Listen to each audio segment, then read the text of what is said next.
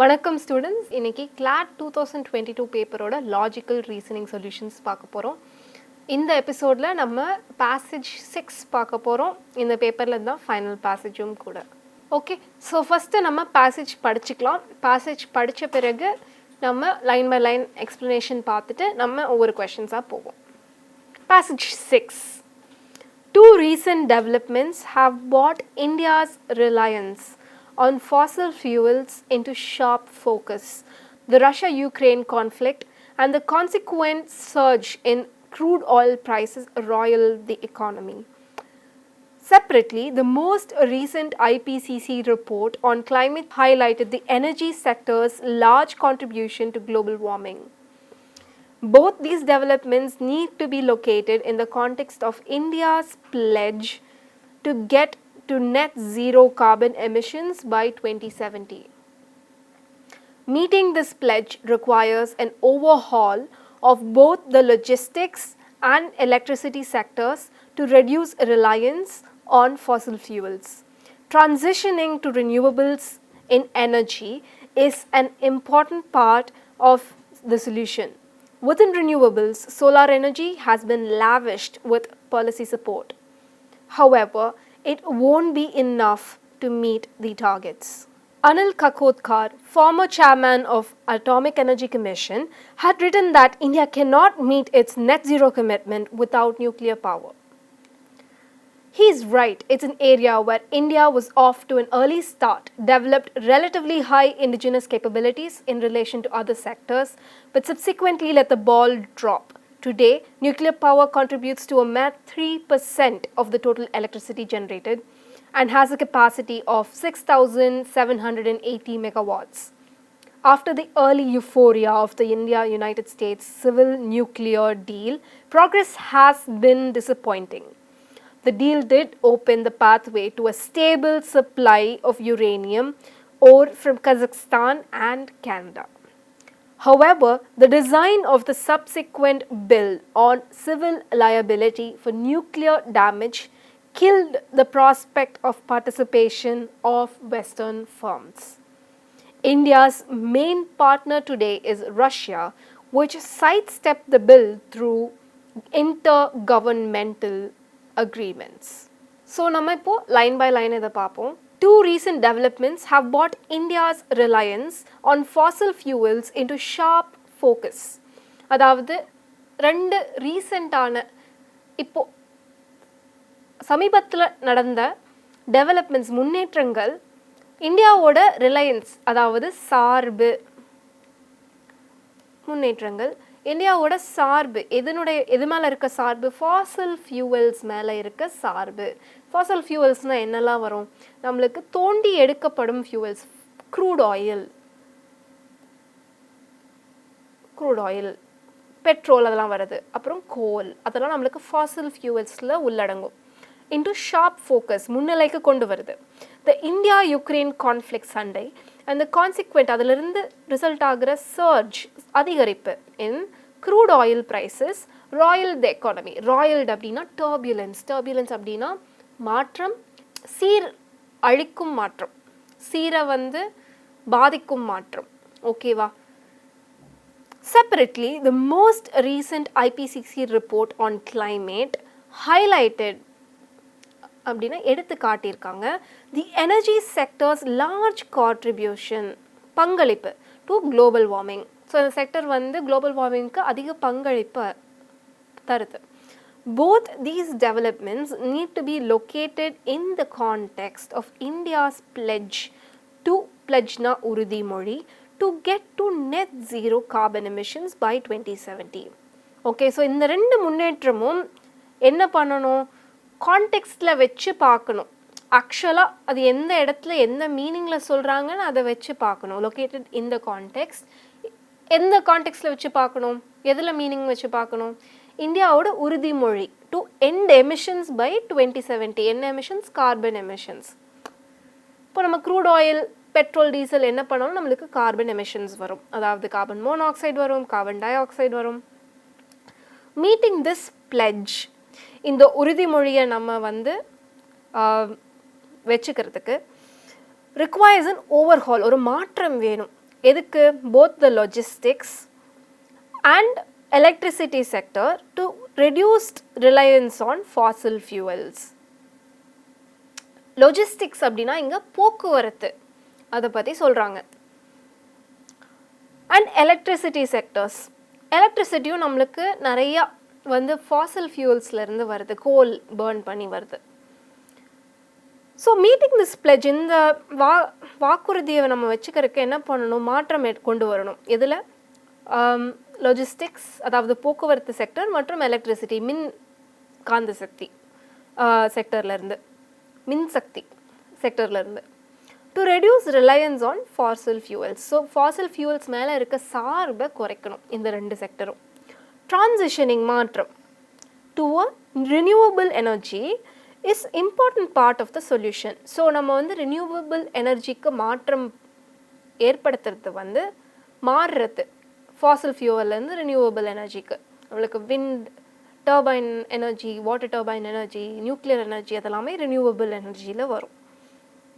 Is a முக்கியமான இம்பார்ட்டண்ட்டான part of the solution. Okay, within renewables solar has been lavished with policy support.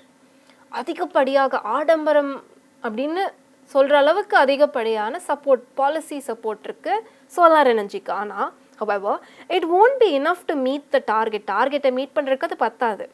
Anil காக்கோத்கர், former chairman of the Atomic Energy Commission, had written that India can't meet its net zero commitment without nuclear power. Anil என்ன சொல்கிறாருன்னா, he is a chairman of the Atomic Energy Commission. என்ன எழுதியிருக்காரு? India வந்து net zero emissions கோலை வந்து nuclear energy இல்லாமல் meet பண்ண முடியாது அப்படின்னு சொல்லியிருக்காரு. ஹீஸ் ரைட், அவர் சரிதான் அப்படின்னு சொல்கிறாங்க. It's an area where India was off to an early start. முன்னாடி நம்ம நிறைய ப்ராக்ரெஸ் பண்ணோம். Developed relatively high indigenous capabilities. Okay, தன் நாட்டிலேயே இருக்க திறன்கள் நம்மளாலேயே முடியும். இந்தியாவில் indigenous capabilities in relation to other sectors. Other செக்டர்லாம் கம்பேர் பண்ணும்போது நியூக்ளியர் எனர்ஜியில் வந்து நாமளே ஒரு கேப்பபிலிட்டியோடு இருந்தோம். But subsequently let the ball drop. அதை தொடர்ந்து நம்ம பாலை ட்ராப் பண்ணிட்டோம். கிரிக்கெட் மாதிரி மனசில் வச்சுக்கோங்க. பால் ட்ராப் அப்படின்னா அதுக்கப்புறமா அந்த ப்ராக்ரெஸை விட்டுட்டோம் அப்படின்னு அர்த்தம். Today nuclear power contributes to a Meir 3% of total electricity generated and has a capacity of 6,780 megawatts. Okay, மொத்தமாக எலக்ட்ரிசிட்டி ஜென்ரேட்டடில் 3% தான் இந்தியா யூஸ் பண்ணுறாங்க. அண்ட் கெப்பாசிட்டி வந்து 6,780 மெகாவாட்ஸ் தான் இருக்குது இப்போதைக்கு.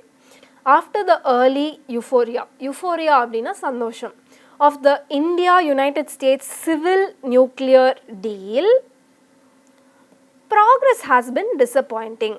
இதுக்கப்புறம் வந்து முன்னேற்றம் கொஞ்சம் டிசப்பாயிண்டிங்காக இருக்குது. The deal did open the pathway to stable supply of uranium core from Kazakhstan and Canada. அந்த டீல் வந்து ஒரு வழி வகுத்து தந்துச்சு.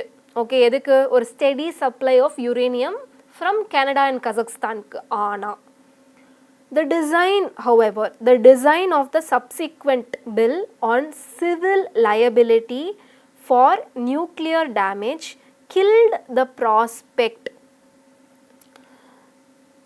of participation of western firms. ஆனால் அதிலிருந்து தொடர்ந்து வந்த பில்லோட civil liability for nuclear damage வந்துச்சுன்னா சிவிலியன்ஸ், அதாவது நம் நாட்டு மக்கள் மேலே இருக்க டேமேஜ் ஓட லயபிலிட்டி, கடன்பாடு, கில் த ப்ராஸ்பெக்ட். ஸோ அது வரதுக்கான prospect, possibility of the participation of western firms, அதாவது வெஸ்ட்லேருந்து வர கம்பெனிஸ் வரதுக்கான ப்ராஸ்பெக்டை டெஸ்ட்ராய் பண்ணிடுச்சு. என்ன பண்ணுச்சு? நியூக்ளியர் டேமேஜ்னால வர சிவில் கடன்பாடு நியூக்ளியர் ஃபர்ம்ஸ்க்கு. India's main partner today is Russia, which sidestepped the bill through intergovernmental agreements. Okay, so the last line, ரெண்டு லைனையும் திருப்பி பார்க்கலாம். However, the design of the subsequent bill on civil liability for nuclear damage killed prospect of participation of western firms. So civilian damage நடந்துச்சுன்னா அதோட liability கடன்பாடு for western firms discourage பண்ணிடுச்சு western ஃபர்ம்ஸை. ஆனால் Russia வந்து சைட் ஸ்டெப் பண்ணிடுச்சு இந்த full பில்லையும் அக்ரிமெண்ட்டையும் இன்டர் கவர்மெண்டல் அக்ரிமெண்ட் வச்சு. இந்த ஃபுல் பில்லுமே அவங்களுக்கு அப்ளிகபிளாக இருக்காது. ஸோ அவங்களுக்கு வேறு டேர்ம்ஸ் ஒத்துக்கிட்டாங்க இந்தியாவும் ரஷ்யாவும். ஓகே, ஸோ இதோட வந்து ஆத்தர் கன்க்ளூட் பண்ணிக்கிறாரு. இப்போ நம்ம கொஷின்ஸ் போகலாம். Question 131. What is the central idea in the passage as conveyed by the author?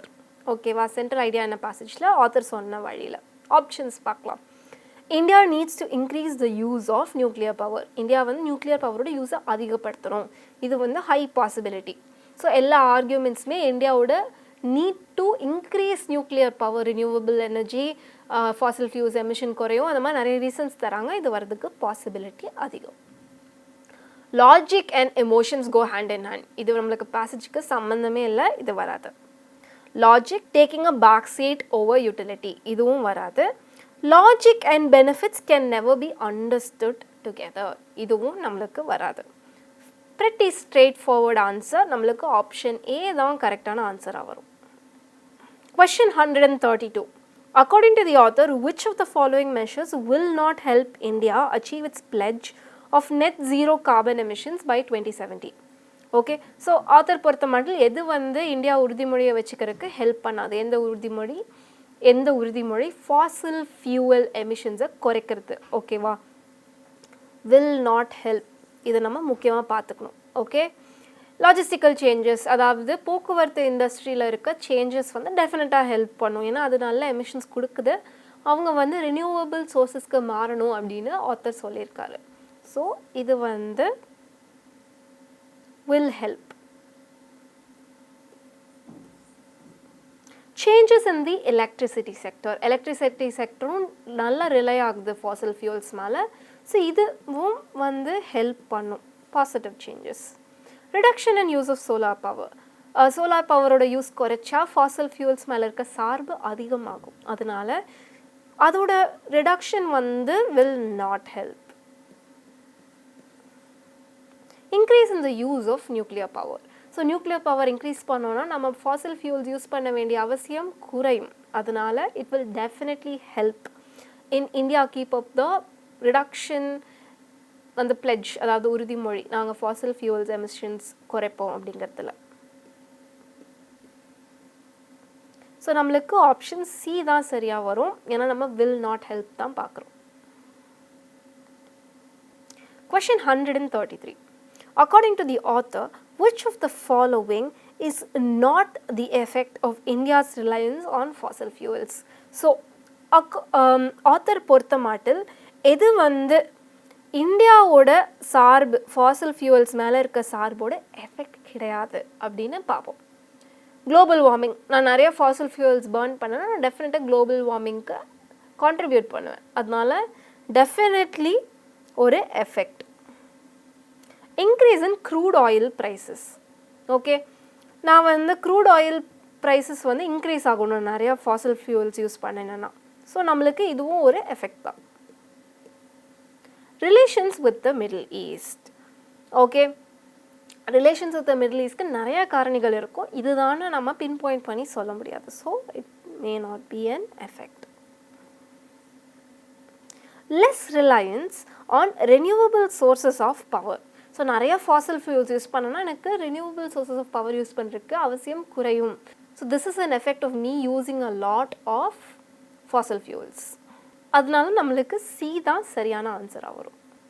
Question 134. According to the author, which of the following is the effect of India-United States civil nuclear deal? ஆத்தரை பொறுத்த மாட்டில் எது வந்து India United States civil nuclear டீலோட effect அப்படின்னு பார்க்கணும். Option A, export import target with United States, removal of bottlenecks for self reliance in power generation. Bottleneck அப்படின்னா பாட்டிலோட neck மட்டும் நேரோவாக இருக்கும் தெரியுங்களா? ஸோ அந்த மாதிரி ஏதாவது ஒரு விஷயம் வந்து மட்டும் ஃப்ளோவை குறைக்கிறது, ஓகேவா? அது வந்து பாட்டில் நெக் அப்படின்னு சொல்லுவாங்க. Removing the bottle neck for self reliance in power generation. ஏதோ ஒரு விஷயம் செல்ஃப் ரிலையன்ஸ் தற்சார்பை லிமிட் பண்ணுது, குறைக்குது, அதை வந்து எடுக்கிறது. Nuclear defence pact with Kazakhstan. Self reliance in solar power.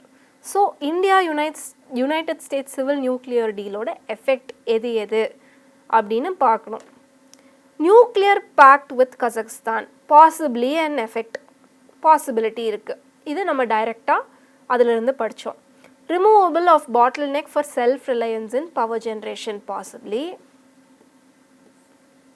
Export import target with the United States கிடையாது. Self reliance in solar power, அதுக்கும் இதுக்கும் சம்மந்தமே கிடையாது. ஸோ பிஎன்சியில் ஏதாவது ஒன்று தான் சரியான ஆன்சராக வரும். Removal of bottlenecks for self reliance in power generation. So ஒரே ஒரு பாட்டில் நெக் என்ன நம்ம அப்சர்வ் பண்ணியிருப்போம்னா steady flow of uranium supply. So அது ஒரு பாட்டில் நெக். யுரேனியம் இல்லைனா அதனோட ஃபுல் கெப்பாசிட்டியை என்னால் யூஸ் பண்ண விடாது. ஸோ நம்மளுக்கு ஆப்ஷன் பி தான் சரியான ஆன்சராக வரும். Nuclear defence pact with Kazakhstan வந்து இதோட ரிசல்ட்டான நம்மளுக்கு தெரியாது. ஸோ நம்மளுக்கு ஆப்ஷன் சியும் வராது. Question 135. According to the author, Western firms lost the opportunity of doing business in the nuclear production in India because. ஆத்தரை பொறுத்த மாட்டில் வெஸ்டர்ன் ஃபர்ம்ஸ் எதனால் இந்தியாவோட பிஸ்னஸ் செய்கிறதோட ஆப்பர்ச்சுனிட்டியை லூஸ் பண்ணாங்க, விட்டுட்டாங்க அப்படின்னு பார்ப்போம். Lost the opportunity of doing business in the nuclear production in India. Option A. They had to pay hefty penalties for delay in supply. Supply delay பண்ணதுனால நிறைய பெனல்ட்டி கொடுக்க வேண்டியது இருந்ததுனால அவங்க விட்டுட்டாங்க. சரி கிடையாது, இதை பற்றி எந்த ஒரு மென்ஷனும் இல்லை. They don't find nuclear power profitable. Profit கிடையாதுன்னு விட்டுட்டாங்க, அதுவும் கிடையாது. நம்மளுக்கு ஆத்தர் அப்படி சொல்லவே இல்லை. They do not agree with India's place of nuclear plants. India எங்கே வச்சுருக்காங்க அப்படிங்கிறத ஒத்துக்கலை. They do not agree with India's place of nuclear. இது பாசிபிலிட்டி இருக்குது. ஏன்னா நம்ம ஆத்தர் வந்து சிவிலியன் லயபிலிட்டி பற்றி பேசியிருக்காங்க. சிவிலியன் லயபிலிட்டினா என்ன? நாங்கள் வச்சதுனால தான் நிறையா சிவிலியன் கேஷுவலிட்டி வந்துருச்சு, ஏதாவது ஒரு ஆக்சிடெண்ட் நடந்தால் வரும் இல்லையா? ஸோ ஜென்ரலாக நியூக்ளியர் பவர் பிளான்ஸை வந்து லோ பாப்புலேட்டட் ஏரியாஸில் தான் வைப்பாங்க. பட் நம்ம இந்தியாவில் கொஞ்சம் ரிலேட்டிவ்லி ஹையர் பாப்புலேட்டட் ஏரியாஸில் இருக்கும். ஸோ அதை வந்து அவங்க ஒத்துக்கலை அப்படிங்கிறதுக்கு பாசிபிலிட்டி இருக்குது. இது டைரெக்டாக ஸ்டேட் பண்ணலை, but it's heavily implied. They fail to circumvent internal laws by other bilateral agreements. So உள்ளே இருக்க லாஸை வந்து அதர் பைலேட்ரல் அக்ரிமெண்ட்ஸ்னால பைபாஸ் பண்ணிட்டாங்க அப்படின்னும் நம்ம எடுத்துக்க முடியும். ஸோ இதுவும் பாசிபிலிட்டி இருக்குது. நம்ம வந்து சிவிலியன் லயபிலிட்டி ரெண்டு விஷயத்தினால வரலாம். பொசிஷனிங்னால, இன்டர்னல் லாஸ்னால. பொசிஷனிங்னால, அதாவது positioning of the nuclear power பிளான்ஸ்னால எனக்கு சிவிலியன் லயபிலிட்டி வந்தாலும் அது என்னோட ரெஸ்பான்சிபிலிட்டியாக எப்படி மாறும்? இன்டர்னல் லாஸ் இருந்தால் மட்டும்தானே. ஸோ அந்த இன்டர்னல் லாஸ் வந்து அவங்களுக்கு more closer to the answer. அது வந்து நல்லாவே அஃபெக்ட் பண்ணும் அவங்கள. ரஷ்யா வந்து அதை சைட் ஸ்டெப் பண்ணிட்டாங்க, சர்க்கம்வெண்ட் பண்ணிட்டாங்க, தாண்டி போயிட்டாங்க. எதனால்? அதை தாண்டி அதை வந்து டிஸ்மிஸ் பண்ணுற மாதிரி வேறு சில அக்ரிமெண்ட்ஸ் உள்ள அவங்க வந்ததுனால. So they fail to circumvent internal laws by other bilateral agreements. வேறு பைலேட்ரல் அக்ரிமெண்ட் வச்சு அவங்க சுற்றி போக ஃபெயில் ஆயிட்டாங்க, சுற்றி போக முடியலை. ஸோ நம்மளுக்கு இதை விட இதுதான் சரியான ஆன்சராக வரும். ஓகே ஸ்டூடெண்ட்ஸ், இதோட பேசேஜ் 6 நிறைவுக்கு வந்துடுச்சு. இதோட நம்ம லாஜிக்கல் ரீசனிங் செக்ஷனோட சொல்யூஷன்ஸ் ஃபுல்லாக முடிச்சிட்டோம் CLAT 2022 பேப்பரில். அடுத்த எபிசோடில் நம்ம CLAT 2023 பேப்பரோட சொல்யூஷன்ஸ் பார்க்கலாம். தேங்க்யூ.